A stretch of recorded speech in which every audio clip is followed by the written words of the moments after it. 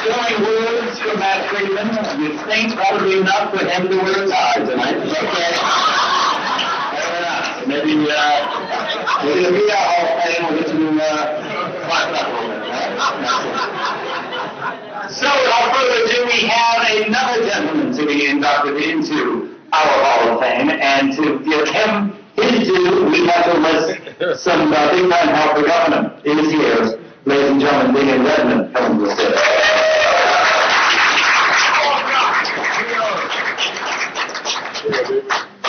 Got to do the cheer out of it. Supposed to keep clapping until they make it to the... There we go. Fantastic. Good evening. Good evening. Oh.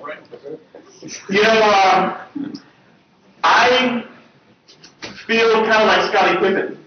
And I'll tell you why. If you ever watched the NBA Hall of Fame induction ceremonies, I remember when Michael Jordan got inducted into the Hall of Fame, and we all know Michael Jordan's speech, how that kind of went. He was like just zinging everybody. But I feel like Scottie Pippen. I feel like I'm inducting Michael Jordan, like the Michael Jordan of JPZ. This guy was like amazing. I wanted to be Dion Summers. I mean, I honestly did. You know what I mean? Like Scottie Pippen wanted to, I don't want to be Michael Jordan, but he wanted to support Michael Jordan in whatever he did. You know what I mean? They wouldn't have won those 5 championships without Scottie Pippen. They wouldn't have won them without Michael Jordan. So I wanted to be Scottie, you know, I wanted to be Dion Scottie, in a way. You know what I mean? The history, and I'll tell you why, because he's so charismatic. He shines a light. It's like a light emanates from him. You know what I mean? It's incredible. I'll tell you how we met. We met in a thing called Summer Institute. Summer Institute in the summer of '91. How many of you have come through the Summer Institute program? You know, a lot of inner city kids and things like that. We come through Summer Institute. We take classes, you know what I mean? And we were at some campus event. I was talking about radio because I really was going to do TV, and they said, well, you need to do, you know, radio before you do TV. And I was just talking about radio. I just love radio so much. I wanted to be Casey Kasem, you know. I just love the style, you know. And so Dion heard me talking. He just overheard. He said, what? Radio? And he goes, yeah, I'm gonna do that campus station, WJPZ. I saw the brochure with Dr. Wright on inside. I still have it, by the way. I should have brought it. Upside picture, wasn't it? Yeah, I should have brought it. Next time. But he heard me talking about JPZ, and he was excited about it, so I think that's part of the reason he came here, too. So he said, well, yeah, I'm going to do JPZ. You're going to do JPZ. I'm going to do JPZ. All right, that's cool. And one night, we snuck out. Where were we staying? Haven? Haven. Right. And when we snuck out, we're like, let's go to JPZ. But one night, we went down there, and the guy let us in. I think it was John Wilson. I don't remember who it was, but he let us in, and we were just like, wow. Look at all the bumper stickers on the wall. This is the old JPZ. This is when it was, you know, that little area or whatever, you know. But, you know, he just took the ball and just dunked it. You know, I know he's tall, so that's not a tall crack or whatever. But he just ran with it. And so I knew that this guy was something special. I wanted to be around him. I wanted to just have that light that he had. So we started just, I don't know, like recruiting. And we would just recruit all these people that we had personalities. Anybody who was interested in WJPZ, we just sung his praises. And then the guys that came before us, guys like Dave Gorab and Rocket Ross and Jeremy Nacklis and all those guys, just, you know, just made us want to be part of it. It's like we knew that history was happening at the time. We knew that we got to ride this wave, but we got to take it to the next level. So we did. And I think of guys like Kefele, who came all the way from California. Shout out to Kefele. And you know, and you think about people like Big Daddy, Marvin, and Curtis, and Leland Records. Y'all know who he is. But you know, just all the people that just came through. We built that thing. The staff was so huge on the air, like around 1993 or so. When the music was, you know, Snoop Dogg and Dr. Dre. And a lot of Whitney Houston records. A lot of Whitney Houston records. You've never met a bigger Whitney Houston fan than this man. So when she came to pass a few weeks ago, and I'm flipping CNN, I'm seeing that the first person I think of is Dion Summers. The first person. First of all, I was taken aback. I called him up, and I'm practically crying on the phone just because I know that was like his favorite artist of all time. I mean, she only had like 3 albums by the time that we met, but I mean, I guess those albums are just... And I thought, why Whitney Houston? But I think I know why. Not only was she talented, not only was she a great singer, not only did she have all the obvious vocal qualities, but she too shined this light, and she too was charismatic, and she was amazing at what she did. She was like the Michael Jordan of singing, And I just wanted to be, I don't know, Janet Jackson. I just wanted to be like right up there, you know what I mean? Whitney Houston, I would call that somebody. But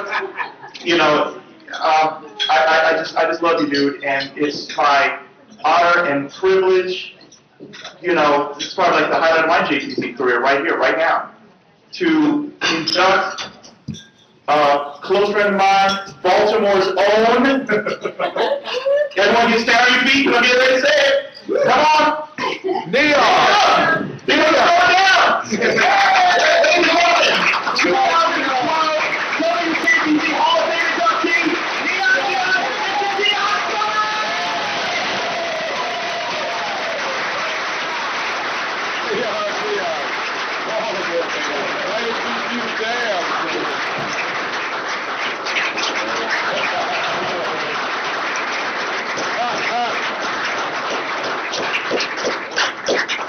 I too am not wearing a tie. Radio cat, Thank you. radio guys, Thank you. I can't thank you enough. This is going to be a little sentimental, so just kind of bear with me, because anybody who knows me knows that radio is all that I wanted to do for my entire, well, since I was like 10 years old. And I remember the first time I came into JPZ, it was actually, Damien, before Summer Institute, before all the inner city kids came in. It was actually spring weekend when they brought all the inner city kids over the springtime for the weekend to see Syracuse University. And JPZ wasn't, I got to correct you on one thing, my friend. JPZ wasn't one of the reasons that I came to Syracuse University.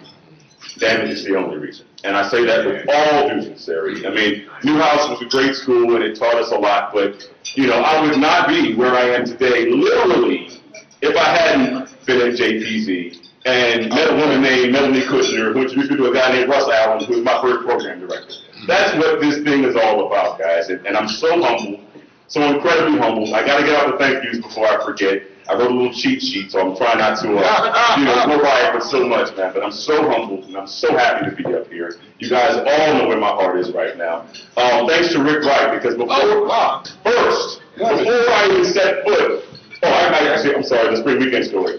I came in on spring weekend. It was April of '91, and BB Good. Yeah, she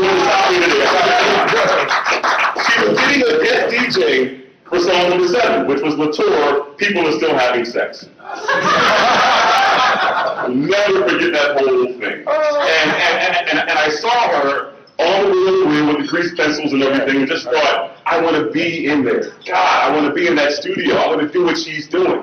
And so my freshman year, before I even got on the air, Dr. Wright, I came to your office. Yes. And I saw how cool it was to have all these major radio stars on your wall. And I wanted 2 things to happen, sir. I wanted one day to be considered cool enough to be on your wall. It's there, baby. It's absolutely. Thank you. It's sitting there pretty, too. And I wanted to know specifically how you did it, because, you're a lot of things to a lot of people in this room and in this radio station. To me, you're a hero. You're a hero because you as a black man have knocked down so many doors in this industry. You gave me the inspiration.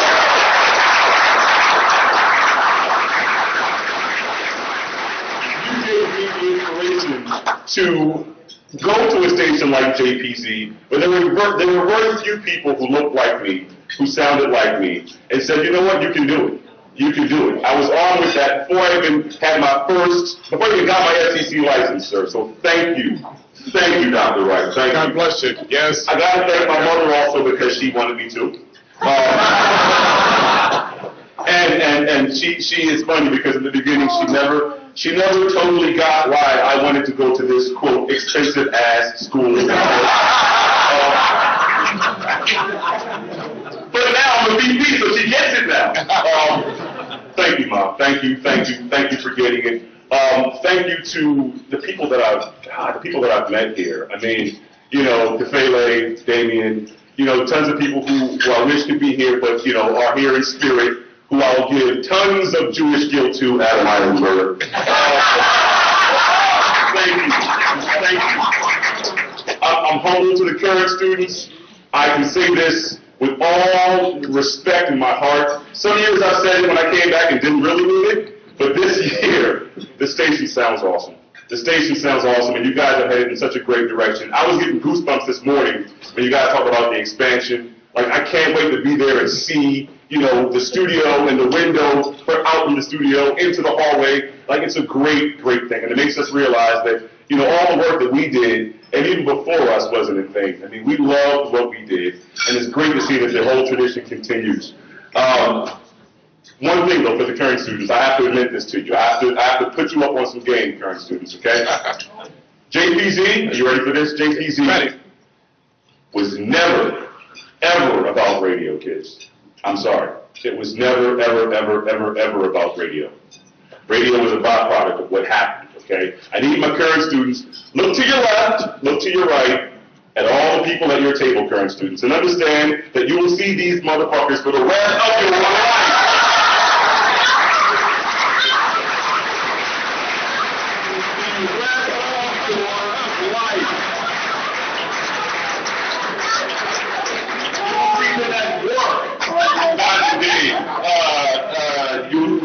Ryan. You'll see them on television, Scotty Mac, Christian Quick, how are you? You'll hear them on the radio, hi Ralphie, everywhere. You will not escape these people. And you know why? Because it goes back to what I'm saying, the real reason for JPZ, the real reason, we were just 150 friends doing what we love to do. It was never work, it was always friends, it was always friendships. I mean, you know, obviously, you're going to have your hiccups. I was asking yesterday to some of the current students about how elections went. Yeah. I want to thank everyone who voted me for music director in 1994. No. Matt knows what I'm talking about. It was about friendships, guys. It's always been about friends. Radio is a byproduct of what happens when a bunch of people who love what they do get together and do one thing. And that's exactly what we did. I mean, even when there were bumps in the road, we loved what we were doing, and I thank you. I thank you for the friends who, you know, who all added to my Facebook page when I found out I was being inducted and gave me props. I thank those who even, you know, when they found out that my favorite singer in the world had passed away, and giving me a Facebook comment of encouragement and of support and of love. Guys, these are friends, man. These are friends you're going to have for the rest of your life. So please acknowledge that and please understand that. For those who are not here who've been just as friendly, you know, those who ushered me in and mentored me, Larry Rocket Ross, who air checked me and cleared me for top 8. God, do I thank you. Diamond Dean Gorab, you know, Beth Gorab, James Perlman, Jeremy Nacklis, you know, the students who were students when we were here who aren't here, like Marvin Big Daddy, Joanna, you know, Becky, Gina Jones, what a solid talent she was, man. Everybody who just came together and did this great thing we call radio. I thank you. I thank you. I thank you. So again, to the current students, don't worry about elections. Don't worry about anything that stands in your way. Because over time, all that stuff will fade away. And what you're left with are true friends you'll carry for the rest of your life. So with this, I accept this. I accept this humbly with the acknowledgement that it symbolizes to me my lifelong bond to some of the best friends I'll ever have in my life. Thank you.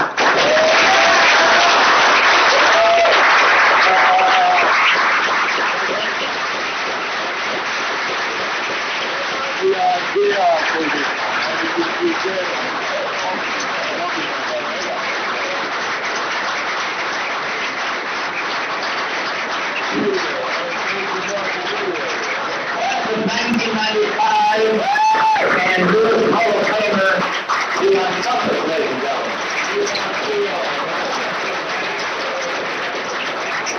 All right. I think we would all agree that's as much love and emotion in a speech you can possibly have with the word motherfucker. That's sarcastic. It is time now for our keynote address, and for that we bring to the stage a gentleman who graduated from the #1 school in the country and got a job at the #1 market in the country all before his bar mitzvah. Ladies and gentlemen, Alex Silverman.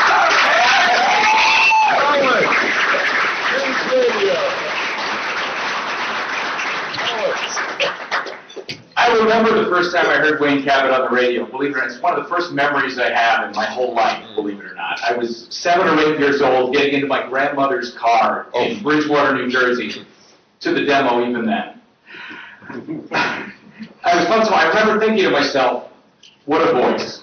And as I grew up a little bit into WJPZ, or WCBS, excuse me, only 12-year-old P1 ever, I didn't understand Wayne was more than a deep, booming voice. He was a smooth, smart, funny, warm, friendly voice, and one that I can honestly say was a huge part of why right around that point in my life I decided I wanted to do radio.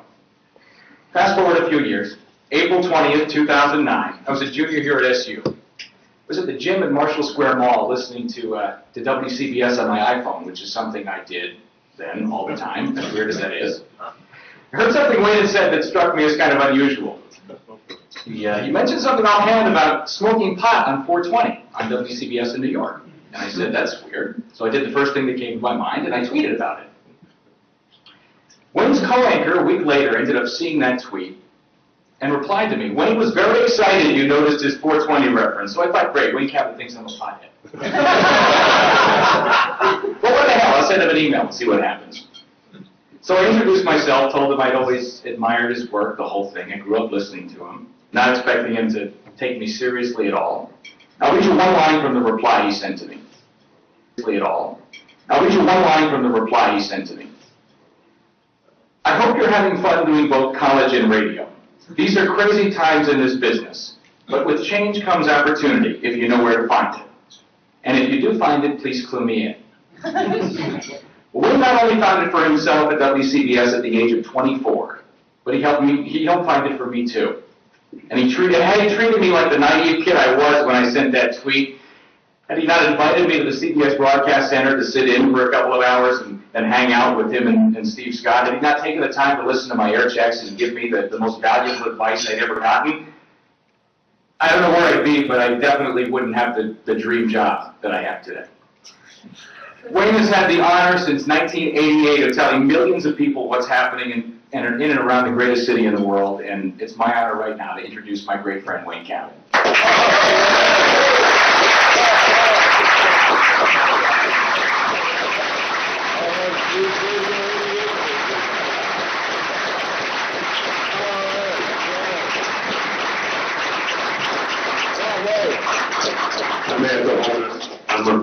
Alex, you know what? You and I have something in common. I, too, can recall getting into your grandmother's car.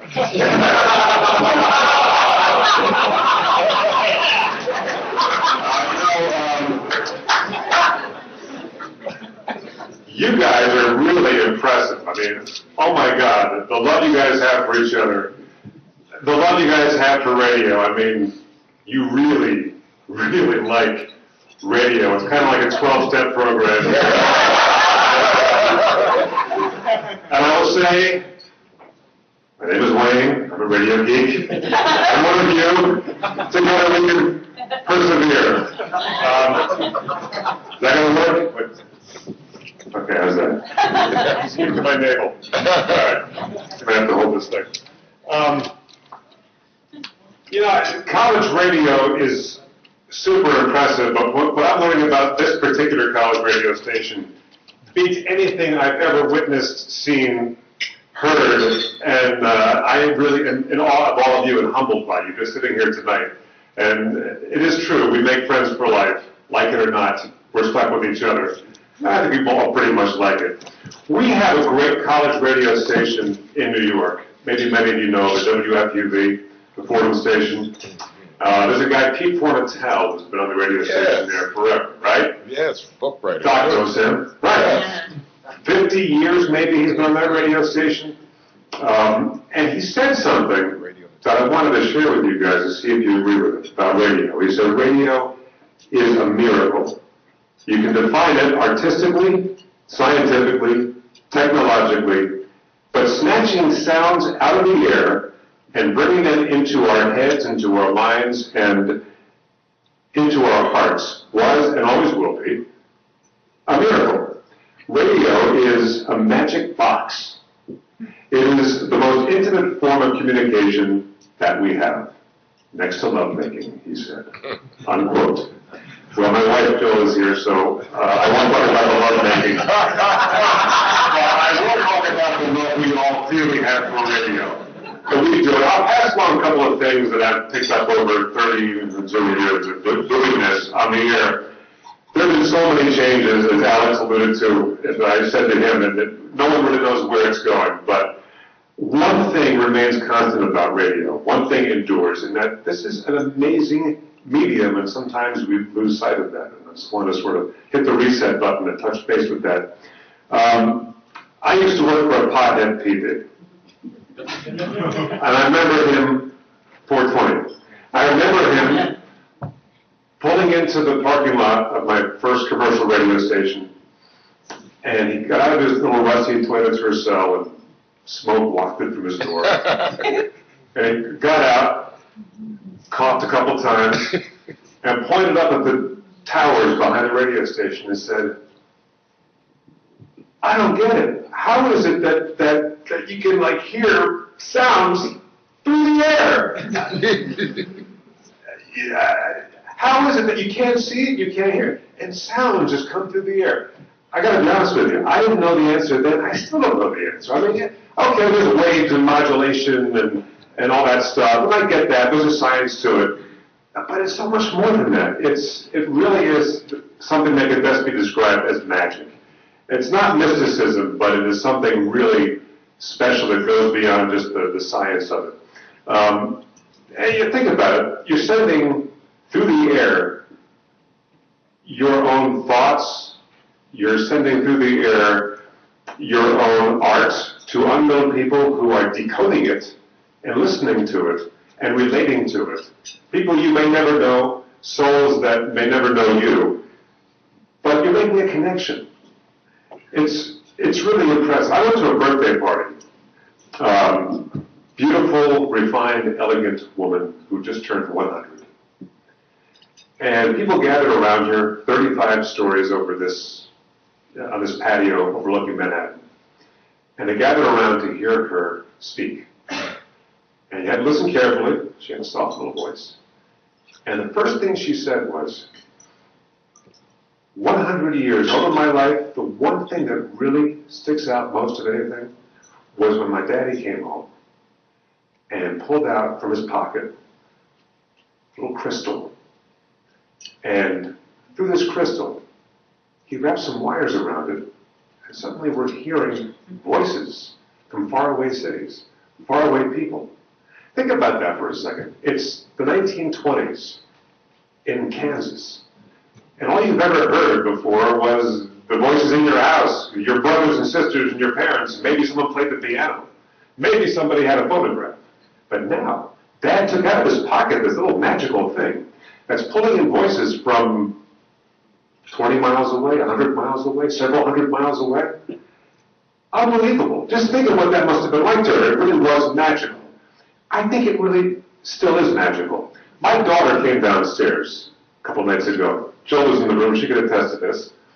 She came running down. She's 14 years old. She came running down the stairs, all excited. And she ran past us right to the radio. What's going on here? My daughter's turned the radio on. She turned the radio on. Because on her little iPod, excuse me, she had this app called Jelly. You guys know about that? This Jelly app? It's called, what do they call it? Real-time radio. Our local station, WPSC, at night, runs this thing where you can vote. I don't quite understand it, but you can vote songs to the top of the list, and if it makes it to the top of the list, this computer-generated voice will say your username on the radio. and her song got to #1, and she knew her name was about to be on the radio. The song that she has on her iPod, that she can listen to anytime she wants, on demand, whenever she feels like it. No, there was something special about hearing it coming over the radio, and about hearing her name on the radio. By the way, her username, Amanda Loves Radio. Oh,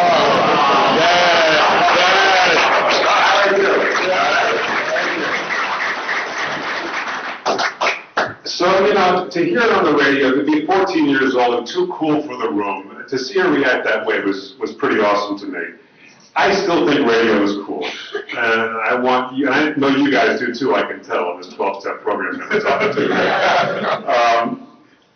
I really want to thank the WJPZ alumni for, alumnus, you got me saying this, alumni, for inviting me here, because you guys really are an example of keeping it real, of keeping connected to what it is we all love. I saw, by the way, Tom Taylor, Radio Info, wrote about you guys. I don't know if you saw it. VR. It was pretty nice. Was that? VR, baby. Right, you guys know what the VR. Well done, that. Very nice.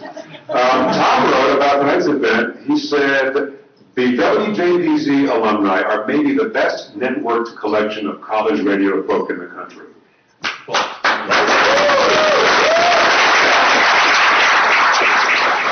Well, with all this information, you got a lot of information. Thanks for inviting me here. Really, it means a lot to me. As Tom put it, you guys really look out for each other. He said, you look out for each other and for the new students. Radio needs people like you, and for the new guys in the back and gals in the back, yes. We really need people like you Yes. to keep this medium that we all love around for a long time. Yes. Seriously. I think back of my first mom and pop little radio station, the thrill that I got of being on there. But, that isn't how I learned radio, the little mom and pop station. I like to say that I did, but I didn't. I was lucky enough to be within earshot of New York City. And everybody my age, and I think a lot of you will relate to this because I understand the call letters of this station are based on WABC. Yes. Right? Yes. WABC Music Radio was a station that everybody listened to. They would have routinely 30 shares, 40 shares. At one time, a third of all radios would be listening to this one radio station, which blanketed the entire metro area up and down the East Coast, good old-fashioned AM clear channel radios, 50,000 watts. You walk along the beach, right? And as you walk along the beach, everybody's transistor radio had the same song on them. Everyone listened to this radio station. Why? Was it the music? Partly. It was a lot more than the music. The people were having fun. They loved what they were doing. That really resonated, and I know it resonates for you people too. And I didn't just listen to that station. There was another station in New York where people were having fun, where you could sense it. And it was WCBS News Radio. I'm 14 years old, a geek like Alex, listening to news radio. Why? What about it? Well, it's the same thing. They were having a good time. There was a weatherman on that station called meteorologist Dr. Bob Harris. Yeah. Who I listened to. He was very warm, he was folksy, and as a kid I liked weather, so I listened. Well, it turned out meteorologist Dr. Bob Harris wasn't a meteorologist or a doctor. He was Bob Harris. Well, CBS caught on and they fired his ass. It was a shame. But He was a star in New York. he was a big star in New York. He was writing a column for the New York Times. The New York Times candidate the same day. He was really good. And he had everybody buffaloed for a long time until he didn't anymore. Which is a shame, because by the way, when he was fired, it was big enough news that it made all the local newspapers. And I can still remember the headline in the Daily News when Dr. Bob Harris was fired. Forecasters' lack of degrees raises temperatures. That was fantastic. But he really did expose me to what became my love, my passion, 24 years and still at it at WCBS, one of the great radio stations. A news director and morning anchor of WCBS, Lou Adler. This goes back a bunch of years, but he's a Quinnipiac now, a professor. Lou Adler hired really engaging people. News actually was entertaining even for a 14-year-old. It was the WABC of news radio. Morning anchor Jim Donnelly, who worked with Lou Adler, would later tell me that he considered what he did, he was a disc jockey. The stories were his songs, or his records, really. And it made sense because he was engaging just like a disc jockey's engaging. Who wants to hear a boring newsreader? It's a style I continue to try to emulate on the very same radio station. A couple of things I've learned, I'll just throw three things out. One, feel what you're saying. This is for a lot of you people already in the business, you know what I'm talking about, you do it well. For the people who are at WJPZ now and thinking of making a career of this, feel what you're saying. If you don't feel it, then try, just whiz past it. Don't try to sell something you don't believe in. Just get through it, because people know when you're being phony, so don't be a phony. Two, let it breathe. Don't be afraid to pause, to use dead air, even. Paul Harvey did it. Silence is powerful. Done sparingly, it is extremely powerful. Also, it's all about stories. Really, it's all it is. Whether you are doing news, whether you're hosting a DJ show, talk show, doing topics, leave out what you don't care about and focus on what you do care about. Your voice will convey your humanity. And by the way, those three things are Paul Harvey, for those of you who knew it. Long pauses, but used well, believed in what he was saying, and told stories. And he was the most popular radio person ever, I think. I'm lucky to have learned from the best in the business, and then to work beside them. It really is amazing. I also got to do 2 ways with a guy named Walter Cronkite. Walter freaking Cronkite was in my building, and I'd see him once in a while. First time I saw, later we go on the air together and do 2 ways, and it was unbelievable. He was very gracious, but the first time I saw him, I was about Alex's age. I was free because I just got back from the cafeteria with a little tray, and I was about to do the afternoon news. And this is important. The cafeteria was on the 20th floor of Black Rock in New York on 6th Avenue, the CBS Broadcast Center. We worked on the 16th floor. So I was walking over to the elevator banks, the door opens up, and there, riding down, is Walter freaking Cronkite. So I walk in, and I'm thinking to myself, okay, do I say something to him? He gets bothered all the time, he doesn't want to be dealing with people, I don't know. And while I'm musing, what the hell's going on? The elevator's going down, I only have a couple of floors, so I'm thinking, do I say something? The doors open up, I'm like, too late, I went out, I didn't have enough time. Door opens up, I go to walk out, and I hear this voice saying, I believe you have the wrong floor. He saw me press 16, but I was so flustered, I got off on 18. So I turned around, and I'm like, Walter Cronkite, good to meet you. Oh, yes. He's giving me his little sideways look, like, it's your problem. And I introduced myself, and he was gracious, and said, oh, yes, I hear you all the time. I don't care if he was lying. I love hearing that. And we talked a little bit, very briefly. The door opened up again. I got out. It was the 17th floor. I still wasn't paying attention. I just kept walking. Not well, see you later. Walter Cronkite, man. What a thrill. And I've been able to interview so many politicians, even presidents, and you name it. It's been such a gift, to be able to retell history and see it as it happens. But you know what? What I do now is no more exciting than the first time I ever cracked the mic. Cracked the mic at my little 90.5 FM WCBH, Flemington, New Jersey, 78 watts of monaural power, the antenna strapped to a tree. Really. The antenna strapped to a tree. Seriously, can we all recall the thrill we first got, the first time we ever talked on the air? Why? There's something really powerful about that. Newer generations might never experience the thrill, and we were talking about this, of listening to sounds coming through the air, because now we're picking it up on our devices or through the computer, and that's fine. It's all about content now, and as it should be. The monopoly is over. Our free ride is done. Now we really got to compete. And what's going to sustain radio? What will sustain radio? I was invited to a career day a couple of weeks ago at the Chester, what's it called, Black River Middle School in Chester, New Jersey. 40 kids, 3 groups of them, and I asked them all the same question. I asked them, how many of you listen to radio? 40 kids, what do you think? How many do you think is? Every single hand went up. These are 6th, 7th, and 8th graders. I didn't expect that. Partly because radio needs better PR. Even for those of us in it, radio needs better PR. You got a contract? Those kids could use it, yeah.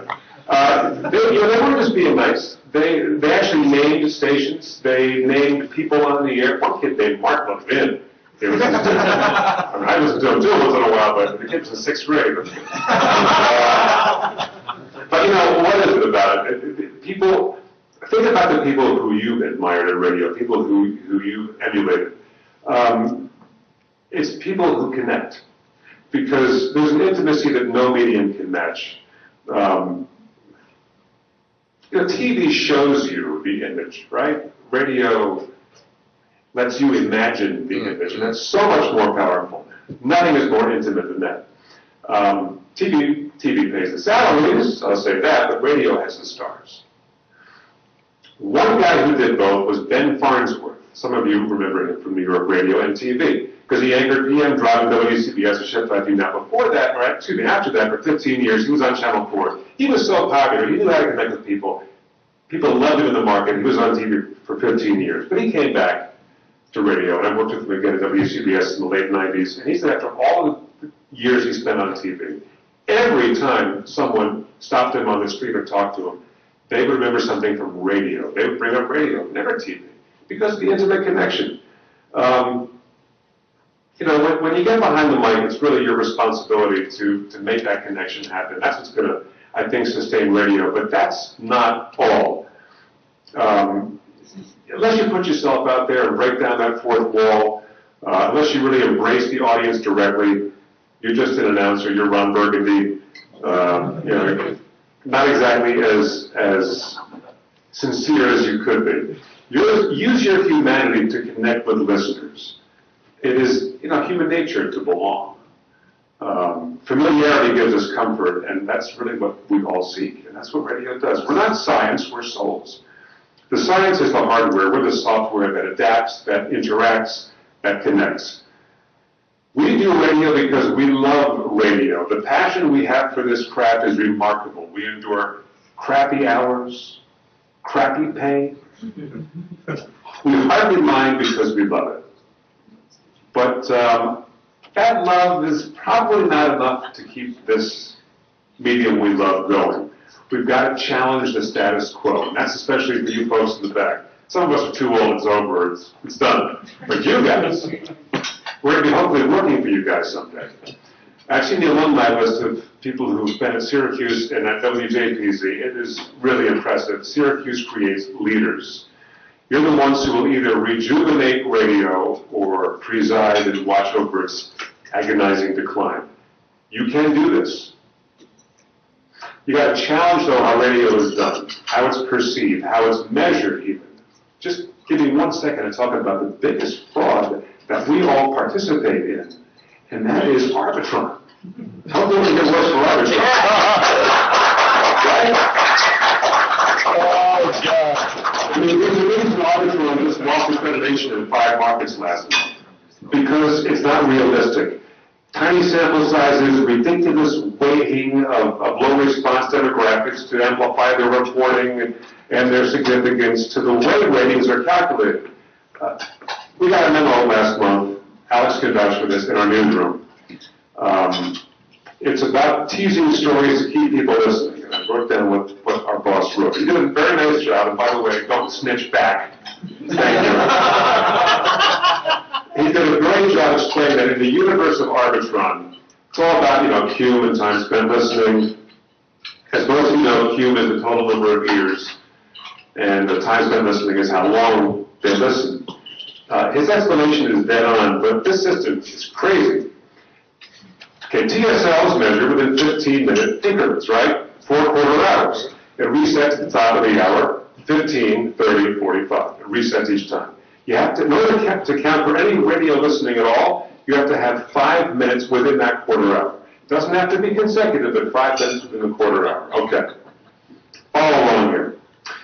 When the clock reaches the end of the quarter hour, all meters are reset. You listen for 4 minutes, doesn't count. You listen for 5 minutes, it counts for 15. Okay. But let's say something really grabs you, you listen to the radio, and you listen for 8 minutes, but you listen across one of those quarter hour marks. Okay, so you just listened for 8 minutes, you've heard a couple commercials, you've heard what you want to listen to, it doesn't count for anything, it counts for 0. But if you listen for 9 minutes, now it counts for 15. If you listen for 10 minutes, and this travels this way, now it counts for 30. You get the point? It's ridiculous. And what do we do about it? Not a goddamn thing. We work for it, we accept it, we may not embrace it, but we all try to game the system, and we play along like, and what happens? It is not an accurate reflection of what we do. And we've got to speak up on that and a lot of things in this business. So consider me just speaking up for that now, and hopefully somebody from Arbitron is here. We'll change everything now. And I will not my part. But we as a business are suffering from a crisis of confidence. I think we can all agree on that. I mean, we all feel good about what we do, but we know there's a crisis of confidence. We're frightened by such fast changes, demographic shifts, new user habits.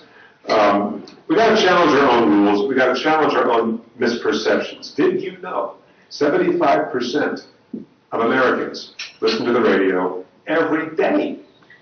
What other medium can claim that? That's unbelievable. Why are we shouting about that? So be proud of radio. Feel the magic. Like the first time you cracked that mic. Keep radio relevant by using it wisely. It may not be lovemaking, but it is as intimate as we can get with each other without getting slapped or arrested. I want